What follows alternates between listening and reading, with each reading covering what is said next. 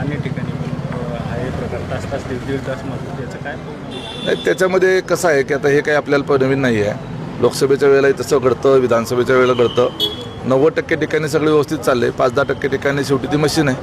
थोडंफार त्यामध्ये यंत्र आहे म्हटल्यानंतर थोडं बिघाड वगैरे होणं साहजिक आहे. पण आयोगाच्याकडे शिल्लक मशिनी असतात, ते ताबडतोब त्या ठिकाणी रिप्लेसमेंट करतात. त्या ठिकाणी थोडाफार डिस्टर्बन्स होत असतो. EVM बाबतचा संशय घेणं म्हणजे मग निवडणुकाच कशाला लढवता ना. मग तुम्ही निवडणुकच लढवू नका.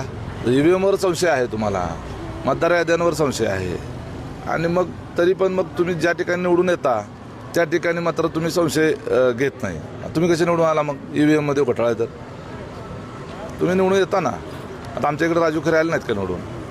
त्यामुळं असं काही नसतं. हे नाचता येणं नांगण वाकडा असं म्हणल्यासारखं असतं कधी कधी. त्यामुळं ठीक आहे, लोकांच्या मनामध्ये एक नॅरेटिव्ह तयार करण्याच्या करता अशा गोष्टीचा उपयोग होतो. वस्तुस्थिती तशी नाही.